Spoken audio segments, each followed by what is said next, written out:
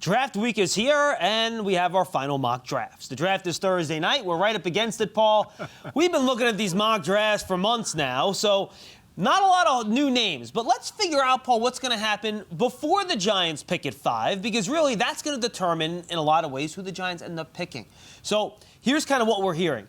The Jaguars, still 3 guys in the mix here. Hutchinson, Ekwonu, who apparently is the favorite of Coach Doug Peterson, and then you have Trayvon Walker, who is the favorite of the GM. So that can still go any way here, and that's going to dictate what the rest of those top 4 picks are going to look like. Well, I think the one common trait, though, John, we're talking the trenches on either side of the ball. It's either offensive or defensive fronts. I think it's quite clear that the Jaguars are not going to take a skill position player, and as much as they may want to trade down, it doesn't look like they're going to be able to do it. Yeah, Lions, either Hutchinson or Walker. Then the Texans are the wild card. We could do 3 minutes on just who the Texans would take at 3. But Ekwonu, Sauce Gardner, Thibodeau, there's a lot of different guys in the mix there. You know, obviously Trayvon Walker's in the mix there too. Derek Stingley's the hot name now. Then the Jets, we've heard Jermaine Johnson, perhaps a late riser. We've heard Sauce Gardner. We've heard Kayvon Thibodeau, a little cooler there now than it was, but if Trayvon Walker drops, maybe him.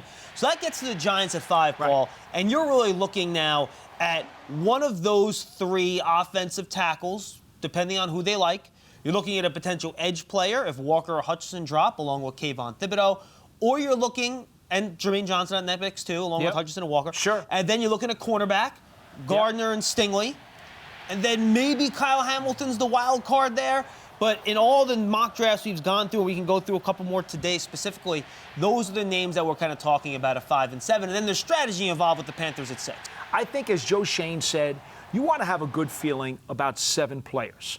Thinking that if you can't move out, if that's ultimately what you want to do, you've got to be able to know you can pick 2 players that you really have conviction about at 5 and 7. And just looking at some of the mock drafts, you know, Ike Ekwonu, Evan Neal, Derek Stingley, Trayvon Walker, Charles Cross, Sauce Gardner. These are all names that we've talked about here.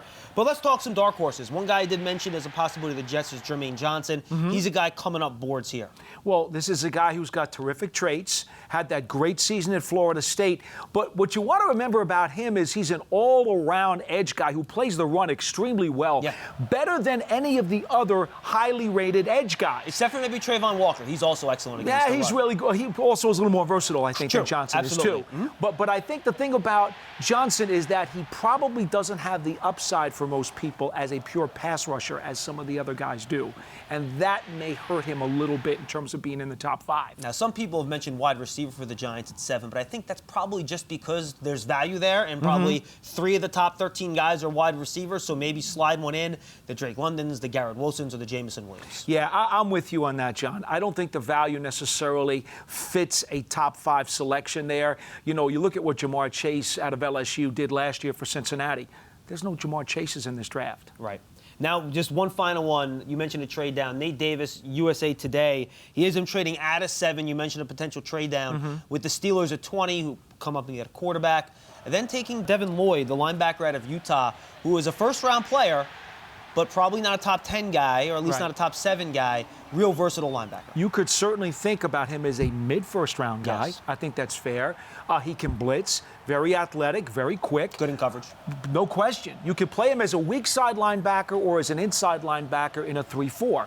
Again, as we've often talked about on Big Blue Kickoff Live, what's your scheme and where do you plan to use him? I think he does have some positional versatility. Bottom line, good players will be on the board when the Giants pick at 5 and 7. Will they get a good enough deal to trade down? We'll see. And who are going to be the players that this coaching staff and front office like the best to make the cornerstones of this new regime here moving forward? For Paul Dottino, I'm John Schmeelk. Thanks for joining us all year as we review mock drafts around the NFL.